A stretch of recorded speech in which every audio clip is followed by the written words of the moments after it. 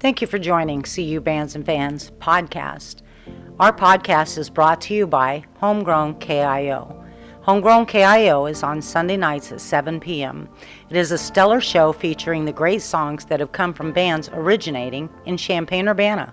Listen at 107.9 on your FM dial, at 1079wkio.com, or ask Alexa to play WKIO. Hello, everyone. It's Terry with CU Bands and Fans podcast, and our co-host is with us today, and that is Zach Widup. And you want to give a shout out, Zach? Hello, everyone. And we are so excited about our guest today, and our guest is Mark Rubel. Mark is the co-director, education instructor of the Blackbird Academy. He is still part of the Captain Rat and the Blind Rivets, which was a band that has transformed and changed throughout the years, but it originally began in 1980. I think I'm correct on that. Was the owner of Pogo Studios and basically from Champaign-Urbana and currently lives in Nashville. He's been on the cover of Pattern magazine, so we have a lot to talk about. I think this is going to be a great time with Mark. How are you, Mark? Great, tip top. Good to see you. You look good. You look healthy. Thank you. So let's begin with what you're currently doing now at the Blackbird Academy. You just told us when you signed on, you had been 6 hours of teaching before you came on with us. So. Sure. Well, I got to move here from Champaign and start a recording school at Blackbird Studio, which is one of the best studios in the world. It's kind of like the Abbey Road of the United States in terms of, and we have in many ways more equipment than they have there. So it's an incredible place where we regularly run across rock stars and country stars in the parking lot and so forth. So it's an amazing studio.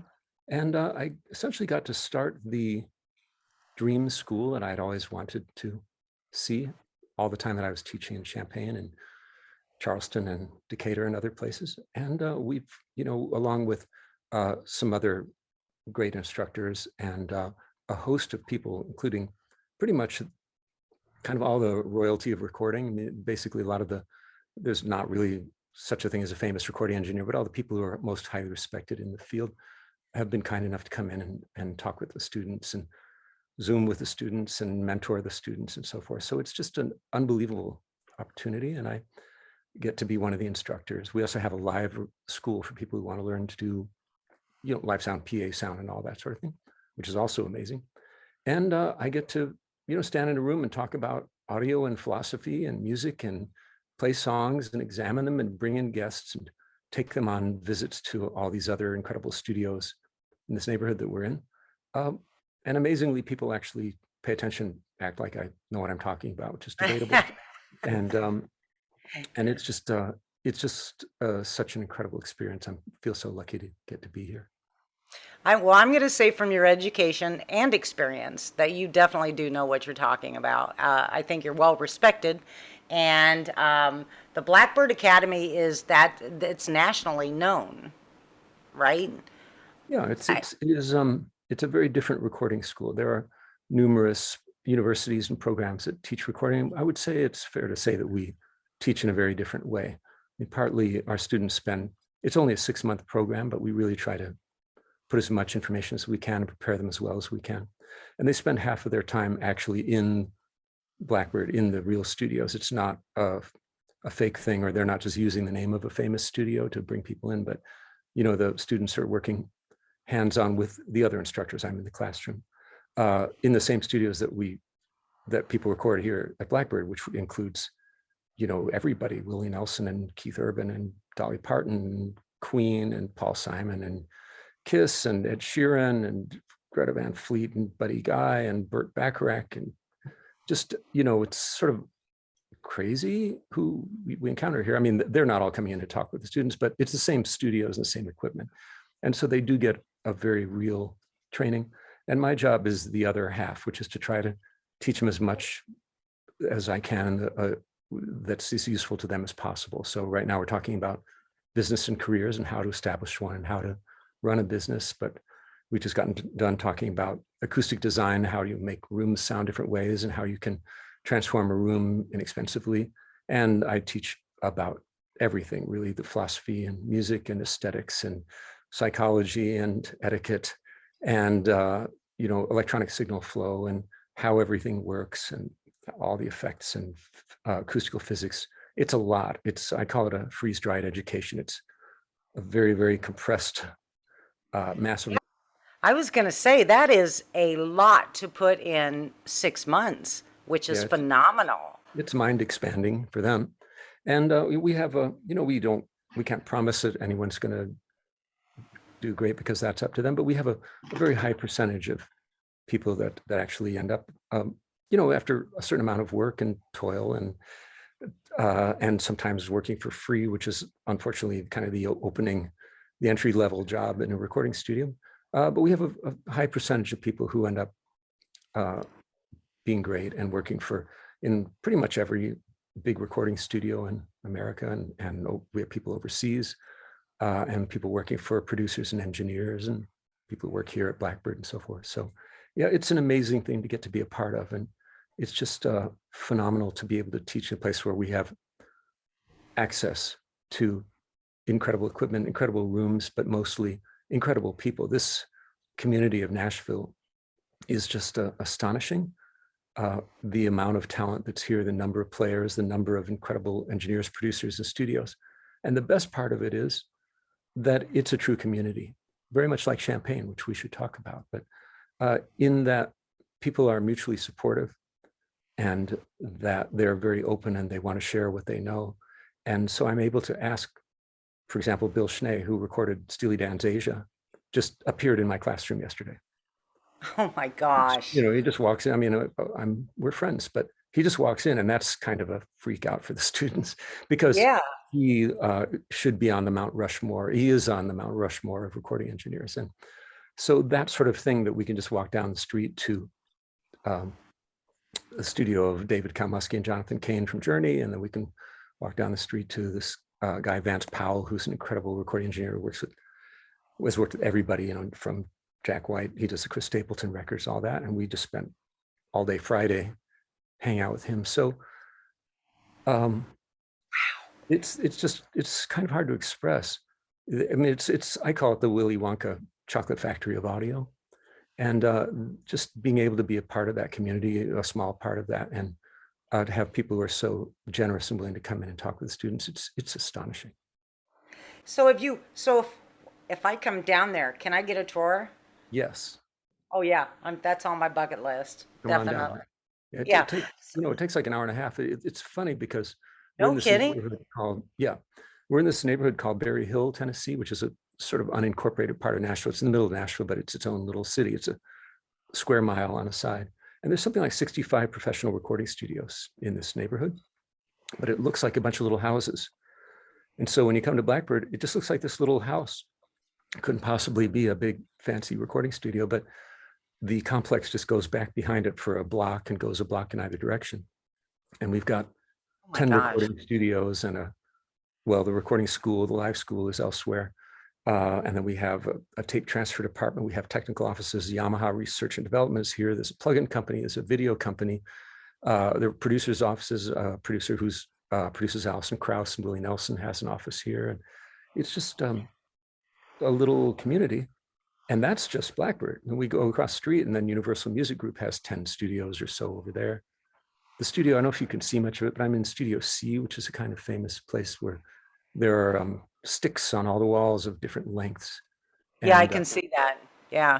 Two immersive audio systems where sound flies around your head and overhead and that kind of thing. And there's a Dolby one and a Sony one in the same room. It's just a unique room in the world. And we get to come in here, and I get to sneak in here on lunchtime and listen to music, but also we get to teach the students how to do immersive audio, which is one of the up and coming frontiers of audio. All of that. And so your students come from all over the place, I assume. They do. Yeah. So do they have to like put in an application, or is that the process? Yeah, they put in an application, but we have an interesting admissions policy. which is we don't really care what they know. In fact, we get people in who've been through other programs or who think they know everything. And if they're, so we select people on the basis of intelligence, attitude, and people skills, because they can learn to operate the computer, they can learn how to set up a microphone. But we need people who, you'd think this is a technical process, but really it's an interpersonal process. We need people who are really good in that way, or just reliable and trustworthy and hardworking and have great attitudes. So that's more what we go on. We've had people that have come in that don't really have essentially never touched a knob or recorded anything. And many of them end up being amazing.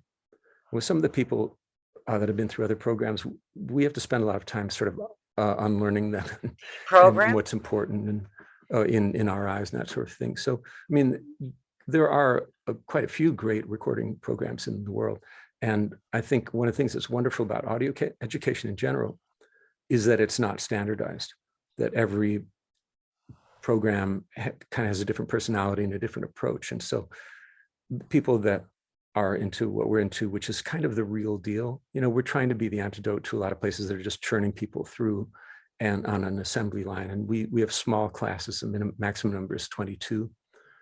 And so we get to know them very well. And when they're working hands-on, our policy is no more than 5 or 6 in a control room. So they're all doing stuff. They have things to do. They're not sitting in a chair watching somebody else do something and staring at their phone or whatever. They're engaged, and that's how we like it.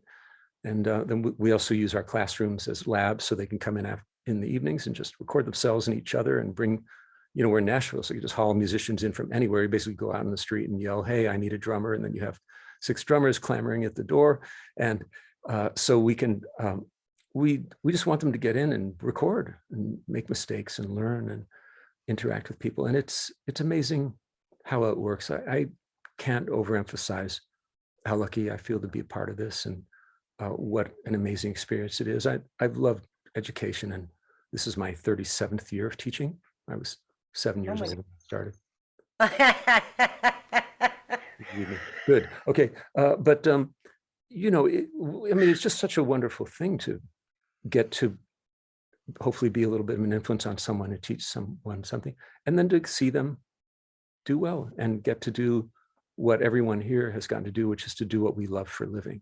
And that's one of the finest things that can happen to a human being, as far as I'm concerned. It's just, I look forward to coming here every day. I can't believe I get to be in this place. I mean, I couldn't believe it the first time I came down here, and to actually get to work here is astonishing.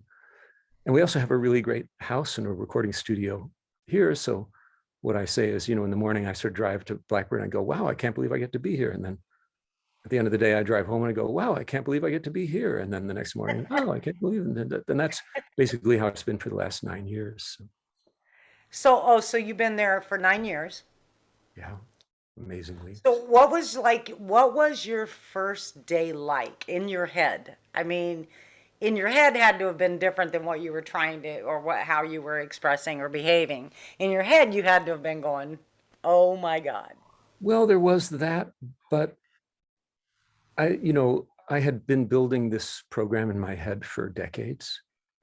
And so mostly it was joy at being able to find myself in front of a classroom of people. But I think there's a certain amount of fear and nervousness. I think if I don't feel that when I'm meeting a new class, then that's a problem. It's a little bit like a performance. If, I think, or a recording session, if you don't feel a little bit nervous and a little bit on edge, then you don't care enough. So I think I feel that with everyone. It was a leap of faith for me to leave the town that I'd lived in since 1960, Champaign-Urbana, which I love very much, and to sell the building that we lived in and close down my studio and do everything but quit my job at the university in Eastern Illinois, and give up a sort of surefire, comfortable job with pension and benefits and all that sort of thing. Could have very comfortably and happily been there. It's a wonderful place. And I don't know if you've been to the Dowden Center in Charleston, but it's a $70 million art center in a town of 35,000 people. And I got to be the audio director there. That was a dream job in itself.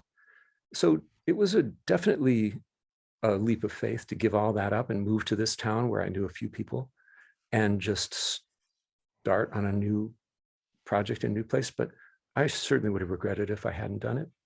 And Did I you really regret having done it.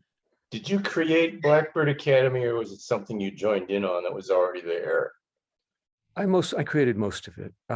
My co-director at the time was a guy named Kevin Becca, who had worked at another school and been a director there. And we hashed out a lot of the curriculum. But as far as the classroom curriculum, it's almost entirely mine, and kind of an expansion, like massive expansion of what I was teaching at Parkland College and my studio in Champaign, in 16 weeks of 3-hour classes. And now it's 24 weeks of 6 hours a day of teaching. But I think it's fair to say that I created the curriculum, the classroom curriculum. Unfortunately, Kevin Becca died a few years ago. Oh, A lovely sorry. fellow who we miss very much, but his influence very much lives on, and he's kind of teaching people remotely through the books that he wrote. He was a super interesting, smart fellow. And then we have 3 other instructors that do the hands-on, and they're great. They have amazing attitudes and patience. They're really knowledgeable. And my co-director now is a fellow named Jeremy Cottrell, and he was the original assistant at Blackbird, so he knows where every wire is. He knows where the bodies are buried, almost literally. And so he's really great. And everyone here has done hundreds or thousands of recording sessions. So we really have experience to draw on, and we know what we're talking about. There are some programs where the instructor is somebody that's taken the class from somebody that took a class that somebody took a class, and they haven't really been in the trenches as much. And I think it's very important. This is you could call it a trade school. I would say what I call it is a mentor-based program, that we really are trying to continue the traditional way that people have learned in recording studios, which is to kind of like a medieval guild where you apprentice yourself to a master craftsperson and you learn at their elbow or shoulder. And, there are fewer big studios around, and there's a little bit less of that in some ways. I mean, in some ways there is more of that because there's YouTube and there are some amazing programs, but it's actually, the educational process is the reverse of what it used to be, which was, I was lucky when I was trying to learn this to find a book on the subject just by chance, and devoured it and read it front to back. And then another book came out, and that was amazing. There was really a small amount of information available, and you just had to pick it up wherever you went. I was lucky to have mentors. Basically, the guitar player in our band, Tim Veer, was my mentor, and I just learned a ton from him, partly just trying to keep him awake on the way to and from gigs in Iowa and everywhere. I would just pepper him with audio questions, and I learned just so much from him. He's just brilliant. But it's a little bit the opposite, back in the day when I was your age in 1920 and all that, I would, you had to just try to learn anything you could from what little information was available. There were a couple of recording magazines, and you had to try to piece it together. And there wasn't really much of an opportunity for hands-on experience. And now, in a way, it's the opposite, which is there's a glut of information, and you can watch videos 24 hours a day on any subject, no matter how obscure. And it's really trying to find your way through it, figure out how much of that is nonsense and how much of it is meaningful. And so partly that's our job, is to present it in an organized way and to give them a philosophical framework to fit the information into. And I wouldn't say give them help them develop their own philosophical framework. So when they learn some piece of information, how does that fit into, what they think about how a record should be made, or what art is and why it's important to make music and so forth.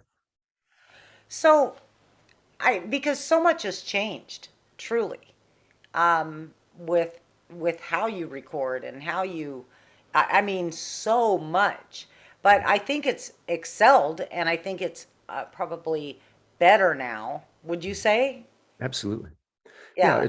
This is an astonishing time, and as far as technology goes, it's changed a great deal, and I love it. It was really a pain having to deal with tape machines. They're very I couldn't complicated. even imagine that. Oh, it was just, there are great things to be learned from working with a tape machine, where you have to make decisions and you're limited and so forth. But they were just having a studio in Champaign, Illinois, and if the machine broke down, I had to import technicians most of the time from Chicago or Georgia and other places, and I couldn't work, I learned to try to fix it myself. But it was uh, they were limiting, and they were unreliable, and they were expensive. My tape machine cost $36,000 new.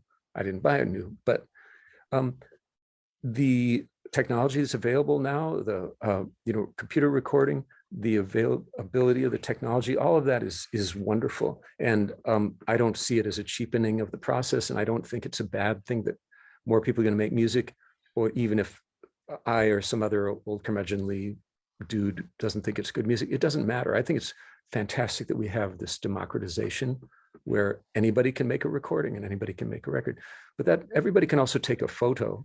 And I think you'll agree, Terry, that that doesn't make them an artist. It doesn't make them Exactly. a great photographer.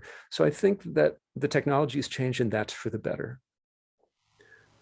And it's more accessible, and that's for the better. You don't have to get a record company to finance you if you want to make a recording or a record, you know? Yeah, all of that has changed so much. Yeah. And at the same time, it's fascinating because I love to watch documentaries of music and musicians and recording artists. I mean, the whole thing, producers, I mean, everything.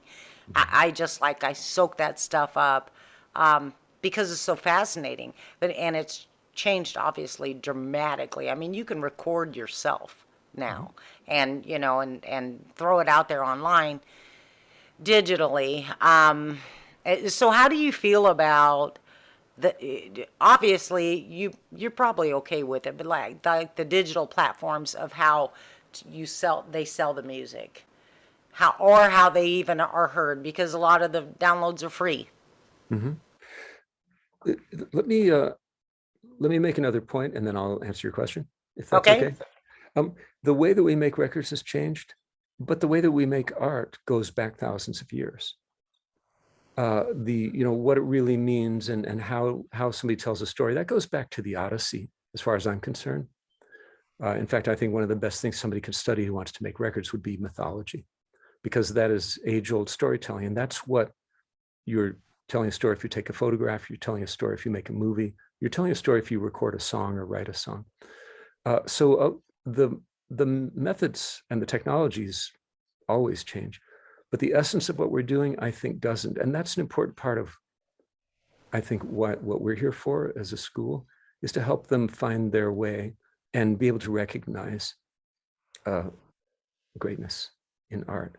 And I would say that as many people as are making music now, which I view as being a wonderful thing, probably the percentage of greatness is not any larger than it was. It will hopefully give access to somebody who's a great talent, but didn't have any way to be heard, that they'd have to be signed by a record label, and the record label didn't have the vision to see who they were, or they weren't going to be popular enough in some megalithic way.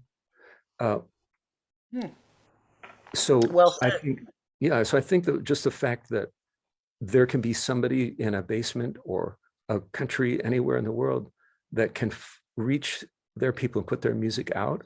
And now I'm going to finally sort of get to your question as far as platforms. I think that's beautiful. And I know it's fashionable to complain bitterly about Spotify and how they don't pay, and that, we only get this much when somebody hears our music.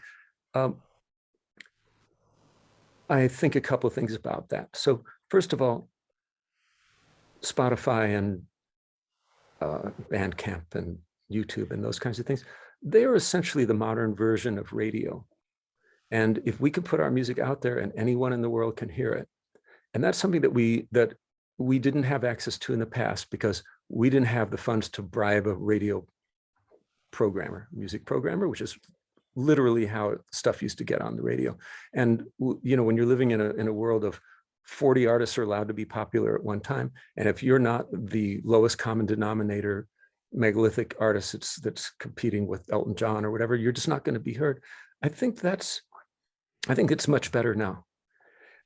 And yes, we can complain bitterly that we're not being paid about it, but people weren't paid when stuff was played on the radio either. I'm glad we touched on that. Okay. I mean, personally, that helps me, and I'm not an artist in that way, and I don't do music, and I listen to music, and I try to promote artists and let them be heard and bring them up to the forefront. That's what we do. But that makes me feel a lot better. I like that. I love that. I can't wait for people to hear this on this podcast. That's one way of looking at it that can kind of remove that little bitterness and yeah. Yeah, I mean, there are other aspects to this. So now that I've said that and you've agreed, let me start to contradict myself in certain ways, which is, Okay. um, the economics of everything have definitely changed, and always been the music business has always been a matter of sort of what we call a stream of pennies, multiple pennies for, say, publishing or something being played on the radio or something like that. And I guess these days that would be YouTube money or tiny checks from Spotify or something else. It also kind of smacks of things that people have always said to musicians, which is fairly offensive, where they go, well, at least you're going to get exposure. And my usual line in response is, people die of exposure. They're like, here, play this thing for free because you're going to get exposure. Yeah, okay, well, are you asking your lawyer, are you asking your lawyer to do the work for exposure because more people know about how great their law is? Or whatever, do I go to the grocery store and say, hey, I've got a shopping cart full of groceries, give this to me and I'll say nice things about you and tell everybody how great Kroger is. I'll throw you some exposure. Yeah. Yeah. But things do change, and there are other ways that people can make money. And that includes, to a certain extent, live performance. That includes, to a certain extent, being allied with things that bring advertising money and so forth. I would like to see things change where musicians and artists are taken more seriously. And I'd like to see laws in place where there's a higher level of royalty to people that are successful and so forth. And I think it's always going to be a small amount. Well, I mean, it'll always be a comparatively small amount, but if somebody listens to and achieves critical mass, it still contributes to being large amounts. I don't hear the giant stars complaining about this. Well, everybody complains about it, so never mind. I think there are, and I have some utopian ideas even that I tell the students, which would take another hour for me to talk about. But I think there are some ways to make to better support professional creators and to treat them as the professionals that we are. So I'm not saying that everything is perfect now, but I think we have the tools, and this is something that I was just talking about my students. Where to start? Well, I mean, here's one thing. Everybody likes to complain, right? And they complain about how terrible Spotify is and how, they're not getting paid to do this and not getting paid to do that, and they're not being recognized for their genius and this and that. And I understand it. And yes, it's not the 1970s, and we don't have $1 million budget to make a record. We don't need $1 million budget to make a record. We can make a record for much less, okay? And people like to complain about, well, we used to get paid so much. Yeah, that was 100 bands that were being paid so much. And then, well, there's another aspect, which is something that does concern me, is let me get to the complaining part, then I'll talk about something else that concerns me. Okay. Yeah. So people like to complain about all this stuff. Oh, it's terrible, and it used to be so great. It was so fantastic. No, it wasn't. The record companies were exploitive, and it was a race to the bottom, and it was really coming up with a lot of music that offended as few people as possible. Yes, we remember the great stuff, but there was, in retrospect, but there was a lot of stuff that wasn't all that great. So I think there is a major problem in the music industry, and you know what it is? Pessimism and whining. Okay, there's a lot of whining about, I'm not being recognized and blah blah blah. I still think that genius and brilliance and greatness is recognized, and that just because somebody is making music, no offense to anyone, doesn't mean that they're automatically entitled to make a living. I think the thing that's in as little demand as ever, as I said earlier, is true greatness. And then people go, oh yeah, but in the old days we had Led Zeppelin, the Beatles. And I can disarm that argument in 2 words: Jacob Collier. If you don't know who Jacob Collier is, look him up and tell me that he's not as brilliant as Stevie Wonder was and is, or Chick Corea was and is, or Herbie Hancock was and is. There's astonishing music and astonishing musicians out there. And anybody that says that this is a terrible time for music and all this crap and blah, blah, blah, they haven't managed to get up the strength to yell at an Alexa across the room to say, play me Jacob Collier, or whatever it is that they like. I mean, if anything, there's just too much stuff out there, but I still think that people will recognize and be attracted to greatness. Also, I think that we're in a world where cottage industry is possible. And so that somebody can, we go, oh, isn't this terrible? Look, this band, they only have 5,000 followers on YouTube, or they only have this many views on TikTok, or whatever the hell it is, and oh, isn't that tragic? Look, because Beyonce has 100 million. Yeah, if you have, so this is, I'm very practiced at saying this to my students, but if you're in a band in the 1970s, you have 3 people in your town that like you, you're going to have to keep your job, your day job. That's not going to be enough to live on. If you're living in 2022 and you have 3 people in every town in the world that like you because they all have access through the internet, you can make a completely viable living from that, I believe, if you're clever about it. But you have to make something that resonates with your people. It doesn't have to resonate with everybody. But if you have something that you have 3 people in every town that are fanatical about what you do, you just figure it out. If you have 10,000 people in the world, which is a tiny percentage that will never show up in Billboard magazine, and it'll never show up in YouTube numbers, it'll never show up in the national press. If you have 10,000 people across the world that are willing to spend $10 a year on what you do, whether it's a Patreon or a GoFundMe or a vinyl record or a t-shirt, that's $100,000. Never even. If you have 10,000 people that are willing to spend $20, that's $200,000. If you have 100,000, you get me. If you have the economics are kind of amazing, and you don't have to sit around and wait to be anointed by the magical Santa Claus of the music business to come in and say, I'm quoting this guy, Seth Godin, to reach down and say, you're the one, we're going to elevate you to stardom, and here, sign this contract. Those were pretty exploitive in the old days. You can do it yourself. You can choose yourself, and you can put it out there. But again, what's the defining factor? Easy to say, hard to achieve greatness. So that's what I think. I think it's a vehicle that people can take as far as their talent will take them. And that's something that's never existed really beforehand, right? The Middle Ages, you had to wait around for some pope or noble person to recognize your brilliance, to put you on salary, or put you in a little cottage or something, and you'd have to give music lessons, right? That's what Beethoven and Mozart had to do. Wow. But now we have direct, unfettered access to the people that enjoy our music or that can take it. And we don't have to go through much in the way, right? We can have a website. Our website's as big as the biggest record company's website on their screen. And if they find us and they're fanatical about what we do, we never have to deal with anybody else. We don't have to promote it. We don't have to pay people to put it on the radio or on playlists or anything. If we find and create a community, which is what it's all about, community, then we can succeed. I absolutely love every single word you said. I was Let me just point out like that you are serving a community and you're doing a great job of it. Okay. I was very sorry to leave Champaign-Urbana because it is a true community. One thing that I've always said about it is that it's not a scene, it's a community. There's a big difference.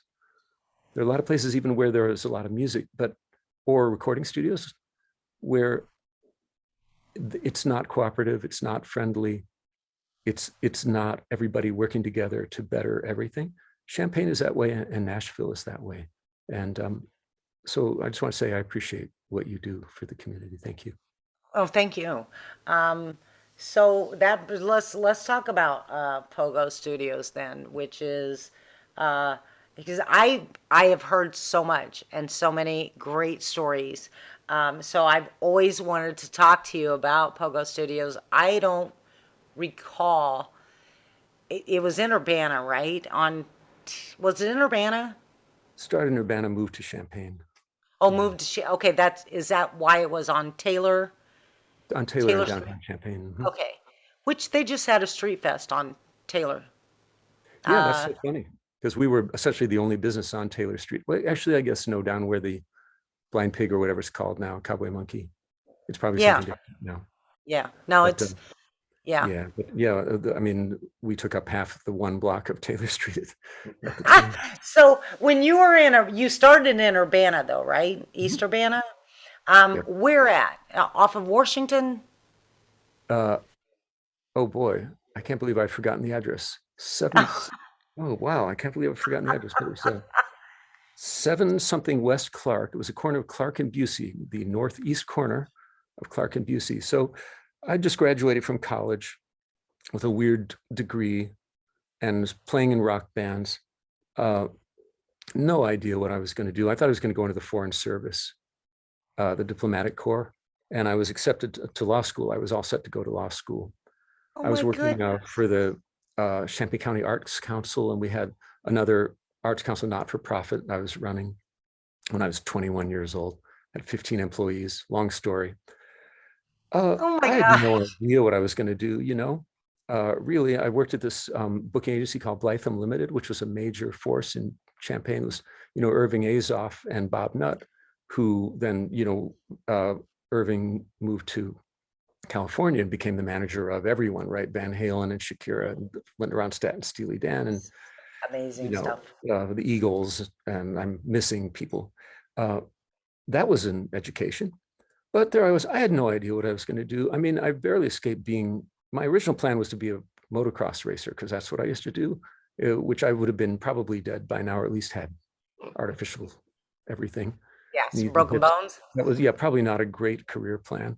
I had no clue what I was going to do. So anyway, I stumbled into this group of ex-hippie weirdos, which describes me pretty well. And which included Tim Beer, who was the guitar player in my band, and became the senior applications engineer for Shure Brothers Microphones, one of the most important microphone and audio manufacturers in the world. He just retired. An astonishing human, a guy named Peter Fox Penner, an astonishing human being who has a PhD in business now. He's a major consultant. He was the Undersecretary of Energy under Clinton for wind and solar and all that sort of thing. Amazing human being. And other people, and we had no money. We had this little funky house. Our rent was $100 a month. There was a set of train tracks that were 20 feet behind it. The trains would go by at all hours of day and night and destroy our recording sessions. And it was an ad hoc studio. Peter had written a guy named Bill Putnam, who was one of the most important figures in recording. He was the first person to use artificial reverb. He's the first person to overdub. He essentially invented the architecture of the modern recording studio and the architecture of the modern recording console, which I have behind me. Anyway, Bill Putnam was a major that's figure. He had pretty some of the most incredible important console there. studios. Yeah. Yeah. He was the sound guy for Frank Sinatra. Just an amazing person, Nat King Cole's engineer. Unbelievable human. He was from Danville. And so Peter had written him some letters saying, hey, I'm a poor college student that I want to open a recording studio. Would you sell me some gear? So we bought some of the consoles that have been used on Beach Boys records and some stuff, which we should never got rid of. They're worth an insane Oh amount. my gosh, yeah. So we got this equipment from Bill because he was, I think, saw himself in us. And we opened the studio with just a minimal amount of stuff. We had a vacuum tube board from the 60s. There are many, many stories. We had a 4-track tape machine, a set of stereo speakers, a couple of good mics and some crappy mics, and a few other things. And that was really it, And we had, you ever heard of Les's Grill, Les's Bar? Oh yeah, Oh, yeah. Oh, yeah. definitely. Les was our landlord. I have stories. Oh, Oh, I have stories. I have great stories about Les, but he was very kind to us. The rent was $100 a month. It was this old funky house, and he didn't care if we cut holes in the walls and made windows, interior walls, or if Tim climbed on an aluminum ladder and disconnected the power from the building and wired up a new circuit breaker box as we did, crazy stuff. The rent went up by 50% to $150 when I got my dog Pogo, which is who the studio is named after. ah, that's where the name came from. Yeah, and we just, I obviously I love to talk about myself, and I love the sound of my own voice, so I should try and be a little faster. But We just put this funky studio together and started recording. And when we first started, I think our rate was $4.25 an hour, and I was the engineer, which meant they were being ripped off because I was worth about $2.75 an hour. I'm up to like $6 an hour now of value. But we just had this funky little studio. My third session, the console burst into flames as sparks were shooting out of it. You know, we just started recording, and we'd done some home recording beforehand. And you know, and then eventually just like kept working and kept trying to make it better and investing, never took any loans, just invested whatever we made back into it. And that was 42 years ago. And I still have the studio. Eventually it, you know, got bigger and we got more gear. It moved to a old warehouse building at the corner of Taylor and Market Street in downtown Champaign. I was living upstairs in a loft apartment. It was the whole second floor. And then Well, I that ended up must have in been the felt like. downstairs floor. Yeah, no, we had a huge apartment. We had one room was 1,000 square feet in our loft, which is really awesome. And you know, opened the studio on the ground floor, which it was basically half a block long, big room, 14-foot ceilings, a lot of hardwood and pine. It was a really nice space. And eventually I became the only partner. It was my studio. And we got this mixing board that I still have. It's a custom built board. It was made to record Creedence records on at Fantasy Studios in Berkeley. Oh It's my a goodness. very rare console called a Dimidio. There are very few of them in the world, but they're quite famous. There's a studio called Sunset Sound in LA where, you know, Stairway to Heaven was recorded and Prince was there for years, and just everything, the Exile on Main Street, tons of stuff they have at Dimidio console, but they're extremely rare. We don't even know how many of them were made. Anyway, just kept working and putting stuff in and making as many records as I could. And I made hundreds and hundreds of records and had an amazing time, gotten to meet so many fantastic people and be a part of the Champaign music scene community, which is just an astonishing place. It's just, I can't express how lucky I was and still am to get to be a part of that, because you know, I can just tell you from an outside perspective, being in Nashville and getting to be in this place where the best musicians in the world come through, people, I just don't think they understand what an incredible garden of music that place is. And that they can go out on any night of the week and they can hear, and I'm going to name some names and I'm going to feel terribly guilty about it. Oh no, go ahead. But just to get to see Matt Stewart play anytime, anywhere, right? Yep. Or Bob Watson, or Josh Walden, or Josh Quirk, or Ian Shepherd, any of those people, Chad Dunn, and I'm especially talking about people who worked as session players in my studio. That, I mean, I really regret that I was only able to pay them like $25 an hour, because they're geniuses. And I've gotten to work with incredible musicians here. I really have, and they're incredible. I've never worked with anyone better than any of these people I've just named. And there are hundreds of people like that in that town. It's a freak of nature. And I think people don't understand that it just somehow that culture got established, and there's all the resources there. I mean, there's still really good recording studios that people have. My friend Jonathan Pines, you know, ran the allegedly competing studio, but we're great friends and always were. Jonathan's astonishing, and now they're Anthony Gravino and Matt Talbot has studio, and James Treichler, who worked in my studio, is doing recording. So you get great studios, you have great venues, you have great audiences, you have great teachers, you have radio stations that will play local music, you have you know, you have a self-sufficient community. And it's also geographically in a good place for musicians, because they can go to a ring of other towns where there are, you know, everything from bars to fairgrounds. And then you have Chicago, St. Louis, and Indianapolis. Exactly. Yeah, it's Peoria. astonishing, that place. And, you know, how lucky was I to be able to have those people as a studio session, rhythm section, just amazing. And I mean, David Howie and I made more records with him than anyone else. And I've never met anyone more talented. What a sweet and delightful person. And what an adventure, you know, to get to watch him express himself and get to be a part of it. And that just goes times 1,000. Kristen Johns, if you know Kristen, you know, yeah, she's a good friend of mine. She's just a, you know, wonderful person, and that she took it on herself to document and to make records of people. And, you know, you have to realize making a recording that we are transcribing history. And it's sad how many people we recorded are no longer with us. And if it hadn't been for her, we wouldn't be able to hear them properly presented. So just, you know, the kind of amazing talent that's there and that's always been there. And I'm thinking of hundreds of people.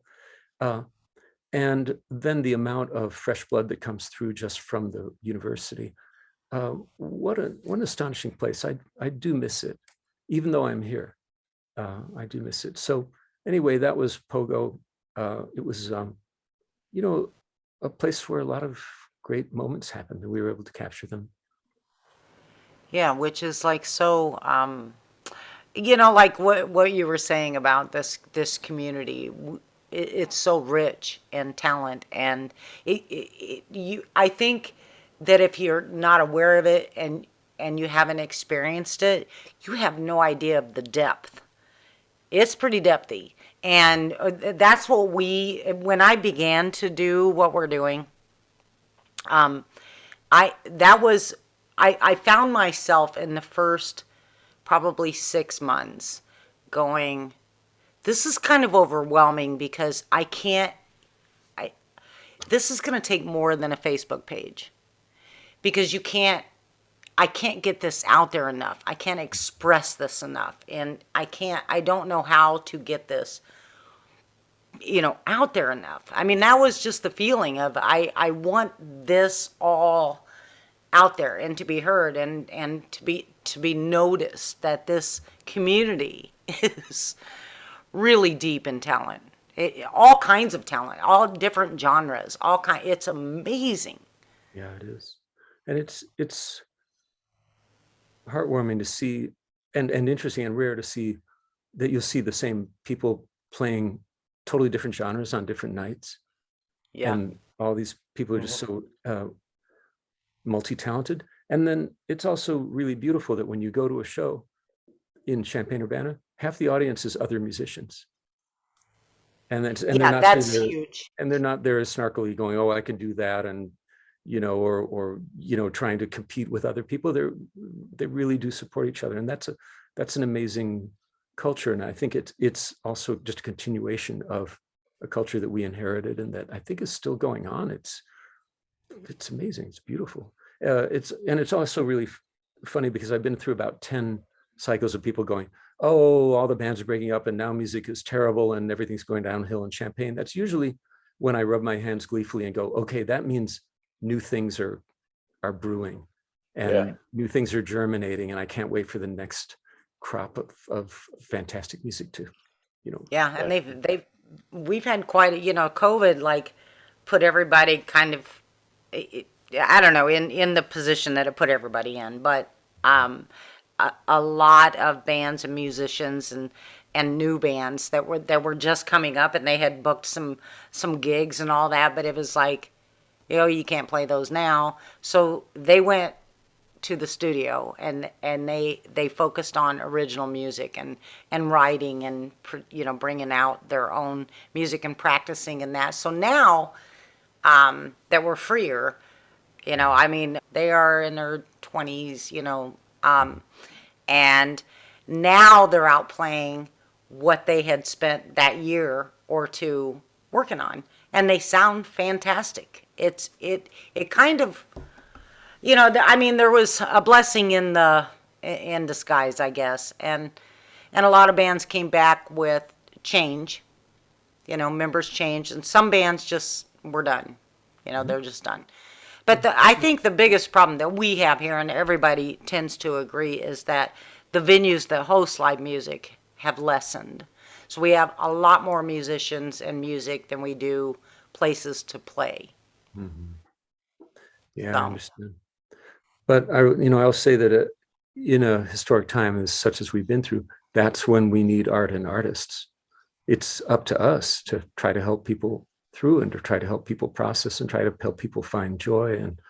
And I mean, that's what we do, right? The art is kind of the purifying filter of culture, right? Everything gets like, how do we deal with something that we haven't faced before, at least in our lifetimes? How do we process this? How do we maybe forget about it for a while? And so it is vitally important, and more so than at a time where everybody's coasting and everything's happy. Yeah. So yeah, Yeah. so it's important. Very true. So you went from, how long did you have Pogo Studios? So we had Faithful Sound from 1980 to 83 or 4, and then Pogo from 1985 until 2012 2013 when I moved here. And if you ever heard of a singer-songwriter named Steve Earle? Uh-huh. He's a famous guy. I bought his house here, Oh, and it has a really nice recording studio in it that was built by the guy who lived there before him. He and a great engineer named Ray Kennedy had this place I bought from. Before that, it was owned by a guy named Moon Martin, who wrote Bad Case of Lovin' You for Robert Palmer.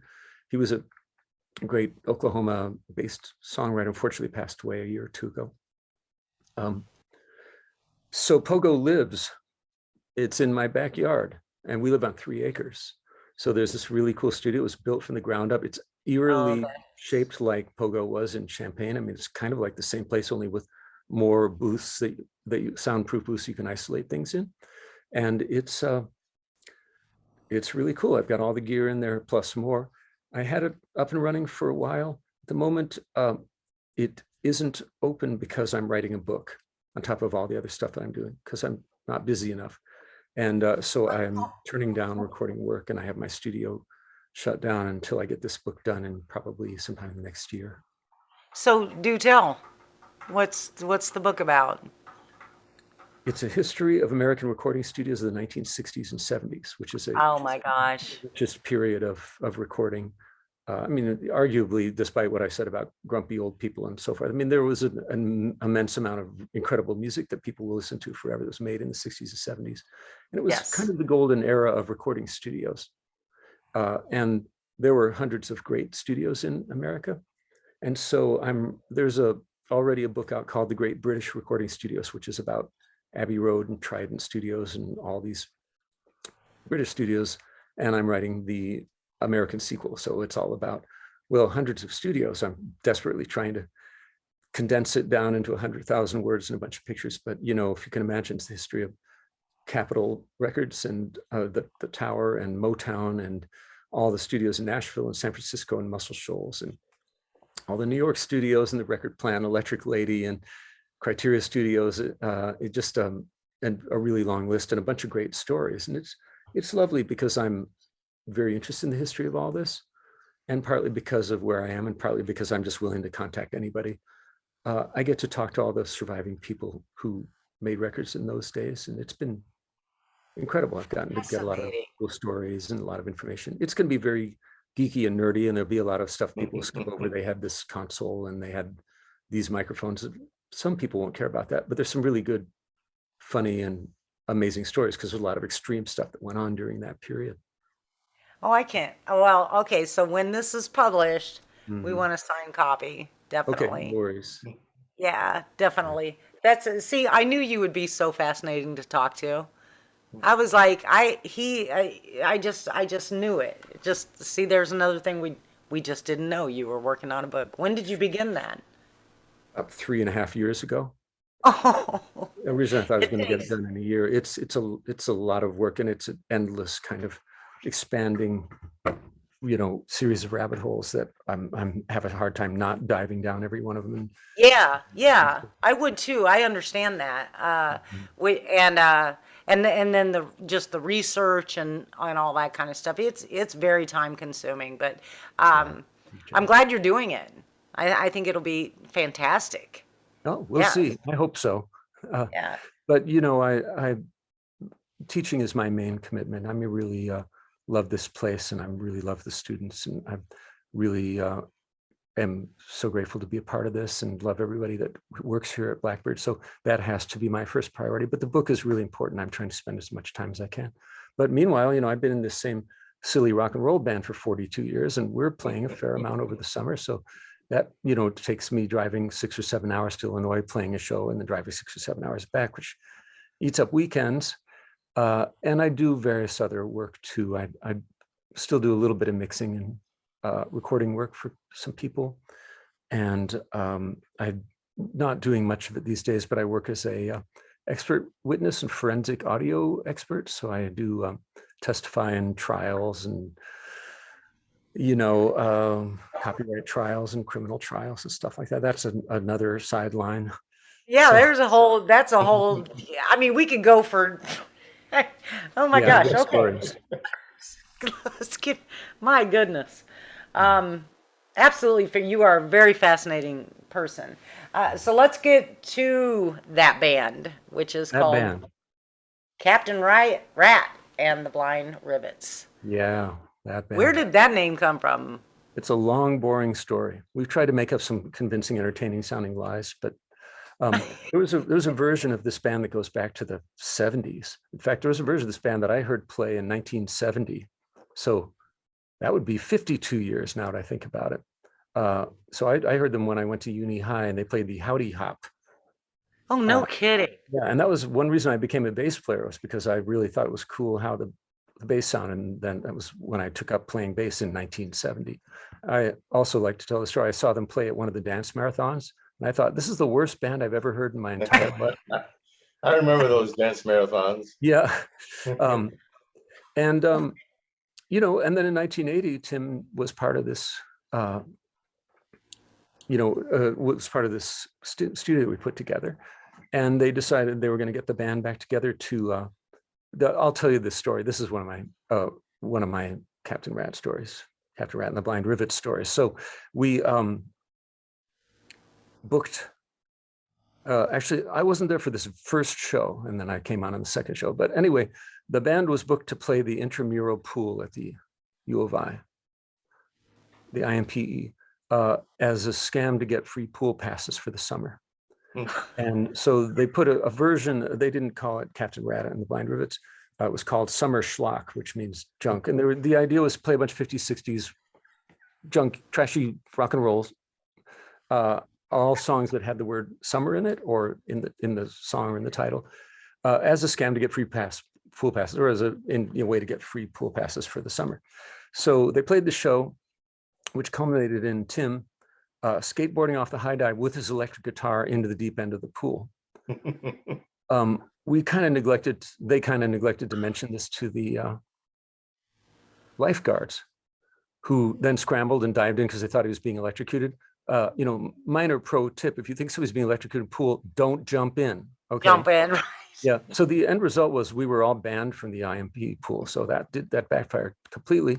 But and this is the way I always tell the story. But but people said, some people saw the band play and thought it was funny and asked if we would play their frat parties or bars or whatever. And we decided, we'll keep doing this as long as it's fun. And now it's 2022. It's 42 years later, and it's still fun. So we're still doing it. We really didn't expect. I was 21 or 22 when I got in the band. We didn't expect we'd be in this band long enough that people would become grandparents. We had no idea, but it turns out that if you live long enough, you get older. It's kind of, or as we say, getting older is mandatory, but growing up is optional.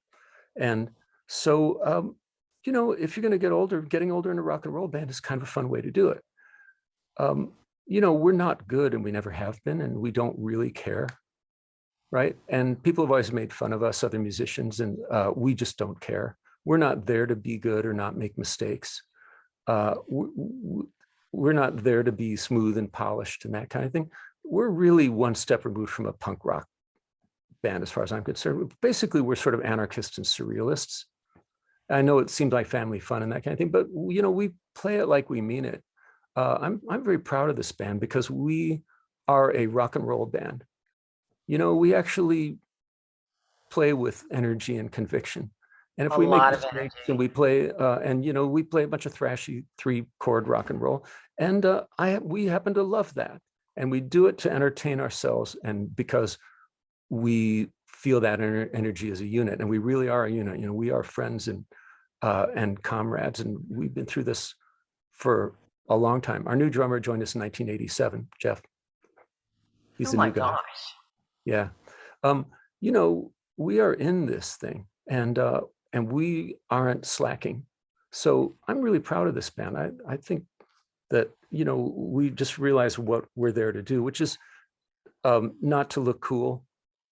It's not to do something flawlessly. We keep the rough edges in. We're not deliberately being bad. We're naturally not. But we know what our job is. Our job is to make people happy, and we do that by making ourselves happy and expressing that energy that gets people, High energy and very entertaining. yeah. That's for sure. You really do Fans, enjoy yourself. Go ahead, Zach. the fans think it's fun and they keep coming back. Yeah. Yeah. Yeah. Well, it is I, fun. I before I had seen you guys or heard you guys, you guys were very well known, and because I think even my ex-husband had said, well, when I started doing this, he was like, well, have you seen Captain Rat and the Blind Rivets? I go, who? And he goes, Captain Rat and the Blind Rivets, man. He goes, like, they're the shit. And I'm like, well, all right then. When I do see them come up on our event list, I'll be there. And I did, and it's a blast, and it is high energy, and you guys are talented. So, but you can tell, definitely that kind of longevity. You guys have a commitment to one another. You obviously have a love for one another, and that's a good thing. That's rare, very rare for a band to stay together that long. You were just here in Champaign, weren't you? Or Decatur? Clinton. Clinton. Sorry, Clinton missed that last one. week. But yeah, we're playing actually a fair number of shows this summer, which makes me happy. So yeah, I mean, I love it. I really do. I'm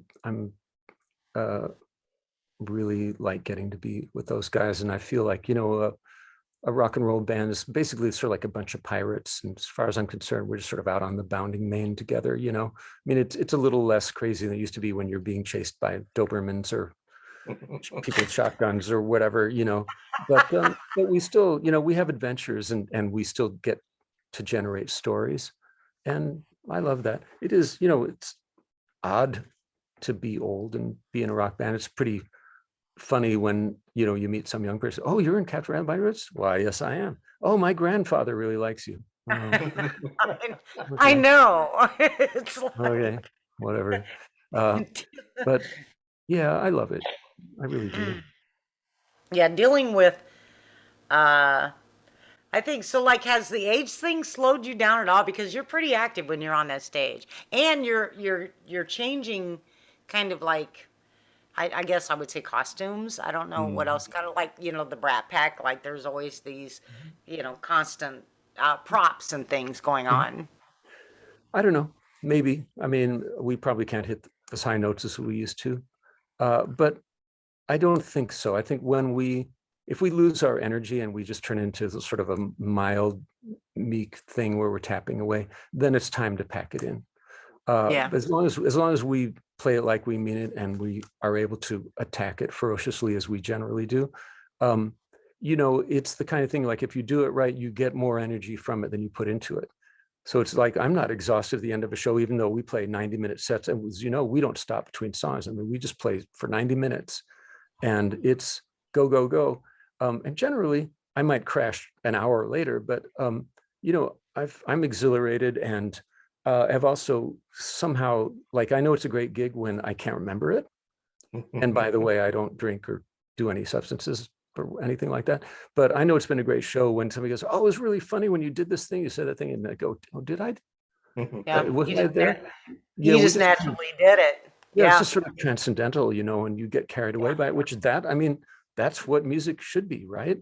It should Yes. take you away, Yes. and you should get lost in it. And if the musicians aren't lost in it, then how can you expect the audience to be transported? Yeah.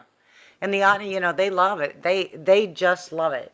There's a lot of dancing and a lot of energy, and the people just I mean, because the last one I went to, it was a parking lot party in West Champaign, and just like people brought their kids, and everybody was dancing and just having a blast, and that is what live music is really about. Just Yeah, I love that, we haven't played bars in a long time. And I love that when you look at our audience, it's everywhere from little kids to grandparents and in between. I think that's Yeah. really beautiful. And it's Yes. also nice, how many people like, oh, you played our wedding 20 years ago, or you played our dad's birthday or whatever, that we're actually part of the culture and life of, to a tiny extent of that whole area. Yeah. Mm, Yeah. You definitely, have made a name for yourselves, and people are still recognize it and know you. And like when we post, that you guys are going to be somewhere, there's always people that comment, mm. always. That post never goes, empty ever. Yeah. Well, we're grateful to So, them. It'd be a lot more boring if it was just us. So, yeah. but no, we love it. Okay, so we'll get ready to close here, but let's talk about a little bit of, well, did you record, first of all? Okay, let Mhm. me back up a second. Yeah, So I went and checked out Pogo's website, very old. and but it's the coolest website I've ever seen in my life. My It is so brother-in-law. cool. Yeah, because like you hit them dials and it takes you. Oh my God, I love it. I absolutely love it. But so I was reading who's been recorded there, and Mhm. Alison Krauss is one. There was a long list. Mhm. Yeah.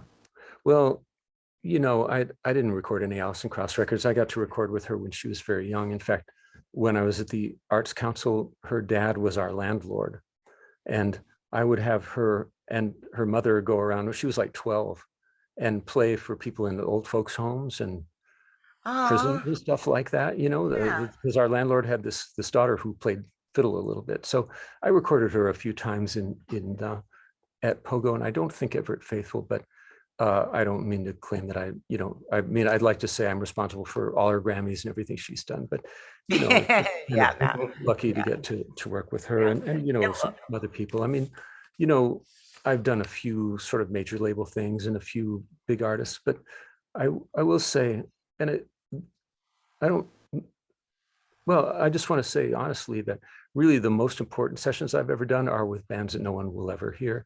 Uh, my favorite sessions that I've ever done aren't with famous people or talented people because they don't need a recording engineer as much. My favorite sessions I've ever done are with, high school rock bands or high school bands of some sort where they come in full of trepidation and nervousness and they leave high-fiving and feeling like they're on top of the world, and that they're going to listen to that record 1,000 times. And I think that's the most important work you can do. So it's nice, basically if you hang around long enough, it turns out, get to work with other people that you get to put on your resume. But um, I think that's less important. I think that I will agree with you on that, because it must be something else to um, once you get them recorded and they hear it, the excitement in them, because that to them it's always new.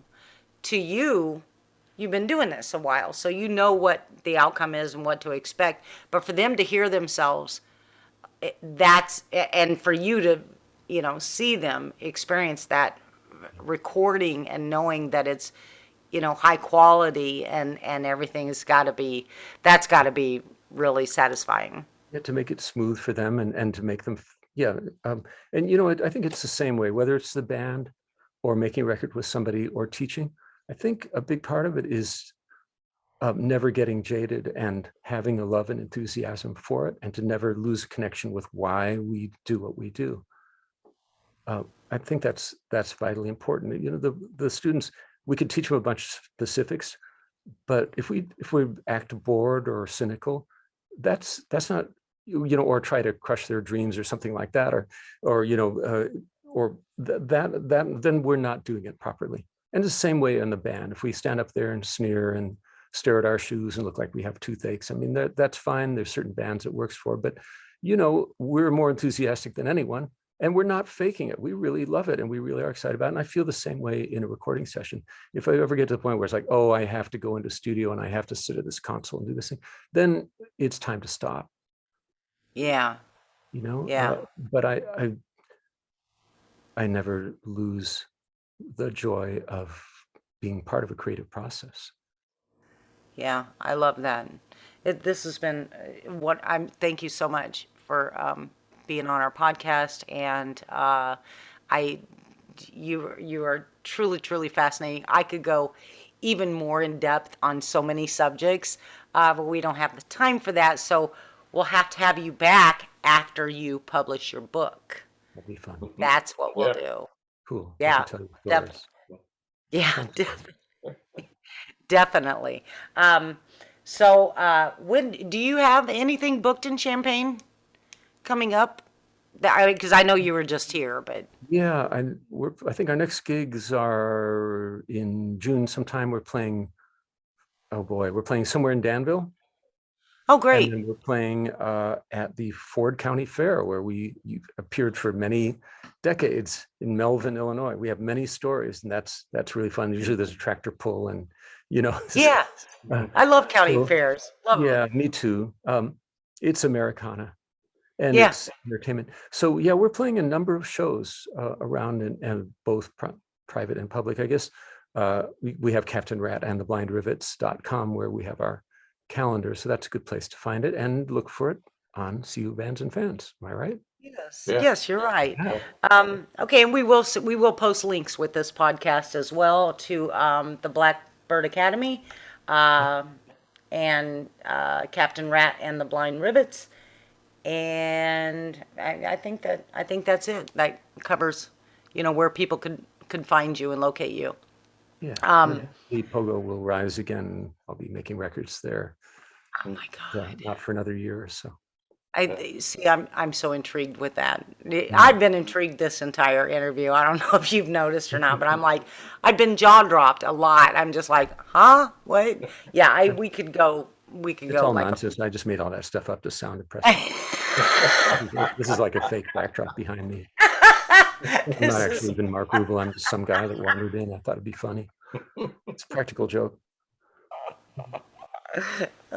Just to let you listeners know, he started off with a picture of a cat.